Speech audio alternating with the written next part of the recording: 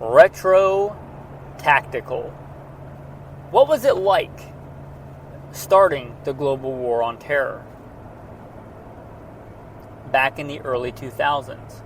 I'm going to take you back to 2003 today and shortly thereafter, talking about the uniforms, the kit, the gear, maybe even some of the doctrine of the early war on terror. Of course, then we didn't know it was going to be the 20-year-long global war on terror, but it turned out to be that. That's what we're going to talk about today on Gunfighter Life, the podcast where we talk about guns, gunfighting, tactics, the right way, with God at the center, Judeo-Christian values, and real-world first-hand experience. Okay, the year is 2003. I had to look up popular songs and movies as I was a little busy going to war. But I saw that when I looked it up, 5 O'Clock Somewhere, country music song, came out pretty popular. Also, Terminator 3, the one with the little girl Terminator. Again, I don't know that I saw any of those in 2003, but such was the world then, if that makes you a little nostalgic. So, I mentioned we didn't know it was going to be a 20-year war. Something I remember as I was there, waiting for the war to start. I had already been in the Marine Corps for some time by 2003 when we were in Kuwait waiting to declare war on Iraq. We fought in that first campaign, crossed the border from Kuwait into Iraq, fought our way to the capital, took Baghdad, sacked Baghdad, liberated Baghdad, depending on whatever theology you want to subscribe to. But we took Baghdad, and we came back home. And I don't remember the exact words of the speech, but here's what I remember the gist of it being. Hey, good job, young Marines, kicking butt and taking names in Iraq. Go home, take a little bit of leave, and get ready to go again.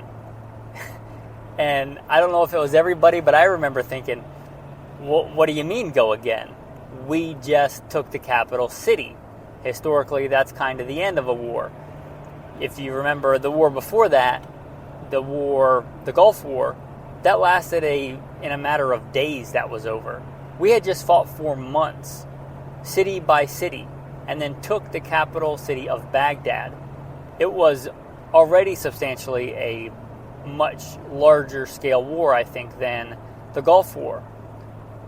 We had no idea that it was going to turn into a 20-year-long or more than 20-year-long ordeal. But it would, and I would go back again. But what were those early days like? Well, let me talk a little bit about the uniform. When I joined, we were still wearing the old tricolor woodland uniform, or old woodland camis. This was back in the day when you had to polish your boots. You were expected to polish your boots. You were expected to iron your uniform, probably use starch. Thus was the days and the uniform and the culture of the time. Even though I was stationed in 29 Palms, arguably one of the worst duty stations in the U.S. military. Hot, nasty, dry, Mojave Desert. And even there in that climate and that environment, woodland camouflage, black polished boots. And right before we shipped out, somebody maybe realized that, hey, woodland camouflage, probably not the best thing to go fight in Iraq, the desert sand. So we got issued, and I don't even know the name of the camouflage pattern. Maybe it was left over from Desert Storm. They were quite old. They weren't new uniforms when we got them, but they were a desert. They kind of looked like the woodland camouflage pattern, except not woodland, but desert, with some brown and some beige and a boonie cap, and we were ready to rock and roll. I don't remember if they issued us brown boots or we got our own, or I don't honestly remember the deal with that. But that was the uniform. I came in when we got to our first unit before we shipped out to Iraq. What at that time was probably still fairly new was the Molly system, which is pretty prevalent today, but before that was the Alice system. We went to Iraq with the Molly system, and early generations of that one-piece plastic frame that was kind of known for breaking. It was not uncommon for those things to break the pack frame. Likewise, those also were in woodland, so we got a giant, what looked like a tire cover that was in the same kind of camouflage pattern that we covered our packs with. I was in the infantry. They say every Marine a rifleman, but especially the infantry. The rifle, an M16A2. And this thing, I don't know how long it had been in inventory when I got it, but she'd been around the block. She was a beat-up old girl. And I'd like to say I really liked that rifle, but I did not. I did not like that rifle. I came from a shooting background prior to the Marine Corps. I really didn't like that rifle. I did qualify expert with the M16 with iron sights, but I was not a fan. I don't know what I thought of it at the time, but it did catastrophically fail me during the war, meaning like it wasn't a double feed, it wasn't even a triple feed bolt override. It was a catastrophic malfunction that could not be fixed except by an armorer. Thankfully, I was an assaultman, MOS that no longer exists, Specialized Infantry 0351, which again I think no longer exists, but I had other weapons, let's just put it that way. But the rifle, M16A2, and she had been around the block. She was wore out. It was equipped, if I remember correctly, we did have the night vision, either the 7s or the 14s, and we had, I think, PEC 2s mounted on the top of our rifle in some kind of kludgy thing. This was pre-quad rail, pre-rails being common or even seen that I'm aware of. And it was kind of, I forget how they mounted it, some kind of way, not like zip ties, but it wasn't a great way. And they mounted the PEC 2s on top of the old school round handguard, some weird way. Also, when we got there for the invasion, we had grenades, the just M67 fragmentation grenades. Those were kind of standard issue. I think everybody got one of those. The Beretta M9s, which at that point were already pretty wore out, but I don't remember those giving any of us any problems. The old Berettas, no, they were in service, Bianchi holsters. And if you were really high speed, which I think may have inspired this episode, somebody brought it up in the Patreon chat. That was in the era when the drop leg holster was all the rage. And thankfully, we've since kind of gotten away from that trend. It served a purpose then when you had a ton of kit and a pack and really big, thick, bulky body armor. We're talking the big, heavy, sappy plates and that giant, I think, point-blank body armor. Kind of the reasoning, I think, for the drop leg at the time was you had so much junk around your upper torso and midsection, it was hard to carry it other places. You may carry it on a chest rig or something. That wasn't uncommon to put it directly on your molly, on your body armor. I think there's a picture of me doing that. But the drop leg holster kind of served a purpose when you were walking around kind of like a overheated Ninja Turtle with all this junk hanging off you. There really wasn't a lot of good ways to attach a sidearm. But that's the drop leg holster. I think I still have mine in a bag somewhere because it wasn't government issued kit. It was something you went out and bought on your own for the M9. And most of the infantry didn't get M9s, but again, I had a little bit more of a specialized job in that, so I did rock an M9 from time to time. Also, the shoulder-fired multi-purpose assault weapon, the small rocket launcher, which is kind of like an AT-4. You might know it as a bazooka, but reusable, different kind of charges. HEDP, high explosive dual purpose, and some other specialty rounds, which is probably outside the scope of this. Talking about zip ties, this is a real thing. So, this was still the era when you were issued a 2-point web sling, like a parade sling. If you know what sling I'm talking about, it's a green web sling. You had a sling attachment on the front and the rear of that M16A2. And that's how you were issued the rifle, with the sling, with the cleaning kit. And we're talking like traditional over-the-shoulder muzzle up, carry. Well, we quickly realized, again, I think we take for granted how far we've come during the global war on terror and how much it did for tactics and training. That was the way we were issued it. So we somehow got a hold of an additional web sling. This is what we had. This is long before Amazon, and you were in country anyway. It's not like, there were PXs there at the time. We're talking the initial invasion. You were literally digging holes most nights, digging a fighting hole and sleeping in the fighting hole. Maybe even going to the bathroom in the fighting hole because you didn't want to get shot sticking your head up out of the fighting hole. We could manage to get an additional web sling, and we would take a pretty beefy zip tie and put a zip tie around the stock, and we would use 2 web slings together to make a more tactical 2-point sling that we could carry across our chest, muzzle down. That's what we had. We made the best with what we had. Again, to show you the appreciation for how far we've come on something as simple as a sling. The old parade style web sling. Green, OD green, single point, which are not bad slings for like precision shooting and rifle qualifications, but for tactical scenarios and room clearing, not great. That's what we had. We put 2 of them together, we attached them with zip ties, and by God's grace, I survived it. Some men didn't, and not because I'm any better, but because God had a purpose for me and chose to have mercy on me. But that's what we had, and we made do with it, with those old rifles.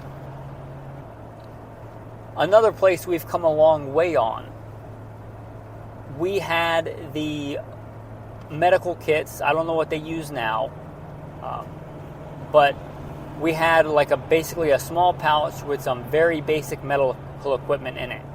Just a small hard plastic square pouch. And then we had a couple of big injection shots. You got to remember, we were expecting weapons of mass destruction and bioweapons, and I forget what they were, but basically we had giant syringes that if we got exposed to nerve agents and things, 2-PAM chloride stands out in my mind, and I forget what the other one was. You can probably go back and research that, but there was these giant injection needles that if you got exposed to nerve agents and stuff, you were supposed to shove into your body to maybe keep you alive. And basic medical equipment. This was back before we carried tourniquets. We did not carry tourniquets, which astounds me. But again, we've come a long way, and a lot of trauma emergency medicine came out of the global war on terror. That's what we had. We didn't have tourniquets. We weren't issued tourniquets. I don't think we were ever even shown an actual tourniquet. Our corpsmen, the medics, if you don't know, the Marines use the Navy corpsmen medics. They may have had tourniquets. I don't know. I was not a medic. I was not a corpsman. I was in the Marine Corps proper, and I don't know that I ever saw a tourniquet. So you just dealt with it. You had a pressure bandage, which, if you have arterial bleeding, that's not really the right tool for the job. But those were the early days of the war. You don't know what you don't know. I think the idea of the time and the thought of the time was that if you put on a tourniquet, you would lose the limb. So many people were afraid to put on the tourniquet. Again, we've come a long way. I think camelbacks were pretty new at the time. Maybe not new invention, but a new issue. We still had our canteens, and I really liked the bigger square canteens. I think the 4-quart canteen, I really liked that. I actually think I liked that better than the camelback, but the camelback was a basic OD green square with 2 very thin straps on it. A lot of times we would carry it in the pack, and that was that. Now, we were infantry. We walked a lot on foot. If we were mechanized, we had the old amphibious vehicles, because again, we were the Marine Corps. And we were just getting started in this desert warfare arena, and when towards the end of the initial invasion we started seeing Humvees, our unit was actually attached to 1st Tanks. We worked in conjunction with them, combined arms, 1st Infantry, 1st Tanks, and we had the armored vehicles.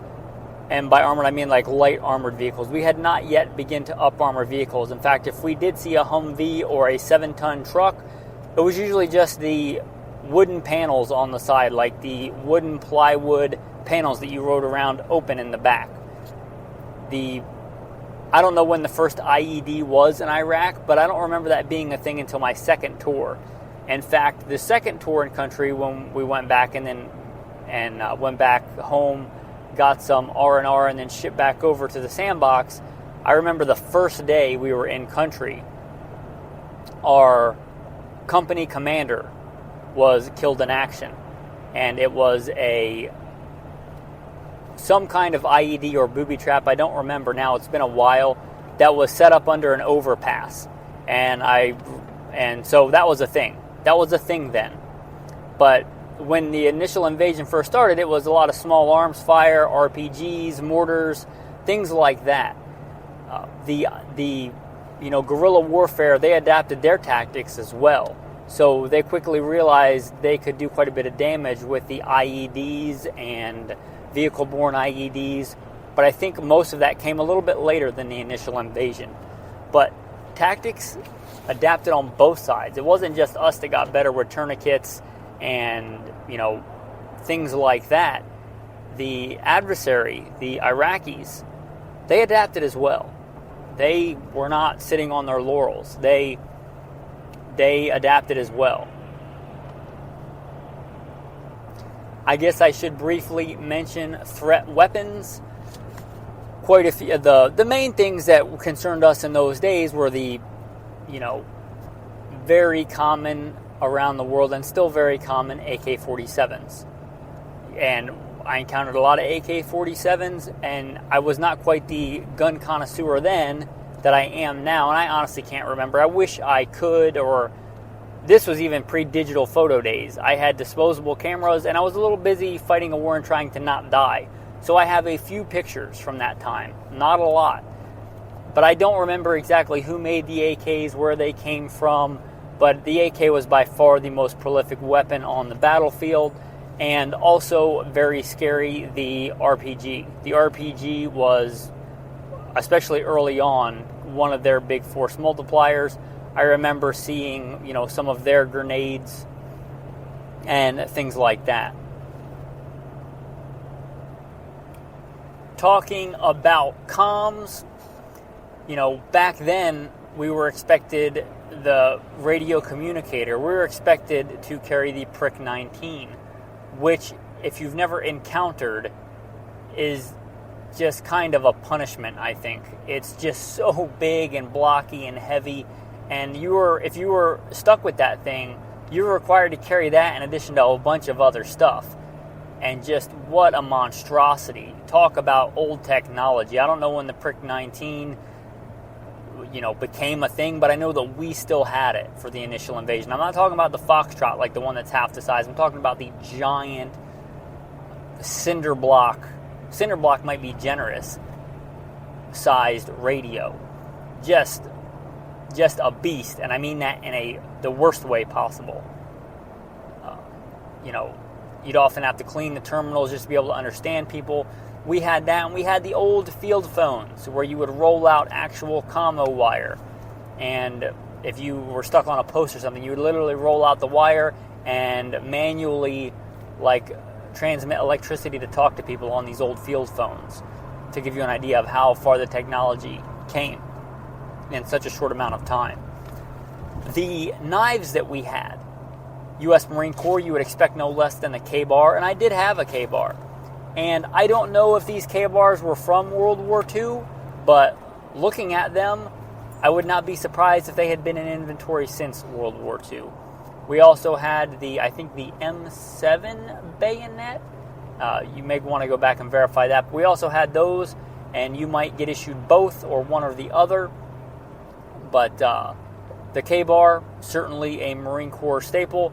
I remember kind of the cool guy knife. If you wanted to upgrade to the cool guy knife, you would have the Seal Pup. The SOG Seal Pup was the cool guy knife to have on deployment back in 03.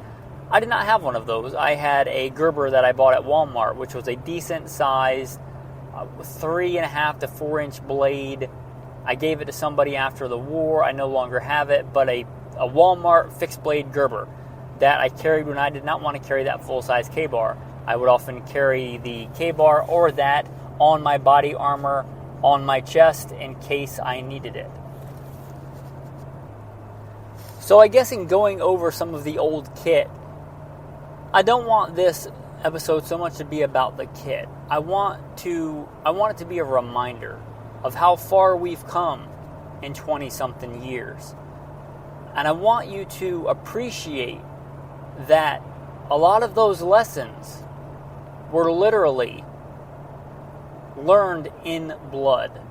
The blood of American Marines, soldiers, and other branches of service that died in those desert sands, many at such a young age.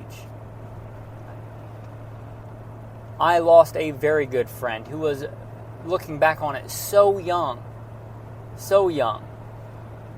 Purple Hearts getting handed out like candy. So we have come a long way in 20 years, especially in the tactical world. If you think about tourniquets and Picatinny rail or 1913 rail and LPVOs and ACOGs and tritium and so many advancements. And you should absolutely take advantage of those. But remember and appreciate that they were paid for. They came at the price of the blood of American servicemen and women. And other countries too. I fought with the other armed services over there. I remember training some Australians later on when I was an urban warfare instructor. I remember the El Salvadorians fighting there. I remember Koreans. I remember the British. So, not just Americans, but a lot of American young men died in those desert sands, both there in Afghanistan, and a lot that we learned came at a price. So appreciate it. Remember the next time maybe you get on Amazon to order a tactical piece of kit, where those lessons learned came from, and just appreciate it. It's not my job. I'm trying to fight back the urge to talk about what that war cost, but it was not my job as a young Marine, as a infantryman, to question the theology and the politics and weigh the cost. Our job, put simply in doctrine, to locate, close with, and destroy the enemy by fire and maneuver, or repel an enemy assault by fire in close combat. And a lot of young men did that. I guess I have a hard time putting that into words. So, to use a quote by Dr. Oliver Tierley, you may have heard, "There's not to reason why, there's but to do and die." I wish I had a better culmination for this episode for you, but I just wanted a reminder of how far we've come and how different it was back then than it is today. Anyway, with that, I guess I'll start wrapping up. If you want to support the show, please consider becoming a patron. Gunfighter life started as a thing I would just do on the side, and then people wanted to step in and support. And it's supported by viewers like you. The reason you get so many episodes, not, a couple of episodes a year, but you get them regularly, is that people step up and support. If you want to support this podcast and the message, consider becoming a patron. There should be a Patreon link in the show notes, or go to goodshepherdtraining.com. If you have it in your heart to give, give. And if not, don't, and don't feel guilty about it. Anyway, with that, the tactical tip of the day. Tactical tip of the day, I don't remember if we learned this in G.W.A.T or if it was already common doctrine, but if you got your 30-round mag, it's often advisable to load it to, let's say, around 28 rounds. And know your gun and know your mags, and that's often misunderstood. Generally, if you have a 30-round mag and your gun and mag are reliable, you absolutely can load 30 rounds, and it will function in the gun. especially if you run the gun empty and you do an emergency reload and insert a mag on an open bolt. The issue comes in if you do something like a tack reload and shove that magazine in on a closed bolt system. You may find that you shove that magazine in and go to take off running to your next position. I'm up, they see me, I'm down, and your magazine is gone because it didn't seat properly because there's so much tension on those rounds. I would rather have the more liability of inserting a magazine, whether I had, an open or a closed bolt, and forego that 1 or 2 rounds. In general, I think I loaded mine to 28, but you still may want to do that today for that exact reason. If you want to load them up to 30 and you are just sure that you are going to seat it improperly and just mash it in there, then go ahead. And another tactical tip on top of that I learned later, instead of just shoving the magazine in like you would do a competition, it's often good to tap and tug is kind of the thing that we used. So you shove the magazine in and then you try to pull it out. If you can pull it out, then it's not seated properly. You shove it in, you try to pull it out, and it doesn't move, then you're good to go. So you tap it in and then you try and tug it and make sure it doesn't come out. Anyway, there's some tactical tips for you on that. There are many good tactical verses for the warfighter. Tactical verse that is one of my favorites. Blessed be the Lord my rock, who trains my hands for war and my fingers for battle. Psalm 144. I'll keep it short and sweet today, men. There's a time for peace and a time for war. For everything there is a season. You'll find that, an additional verse there in Ecclesiastes. With that, thanks for listening and have a blessed day.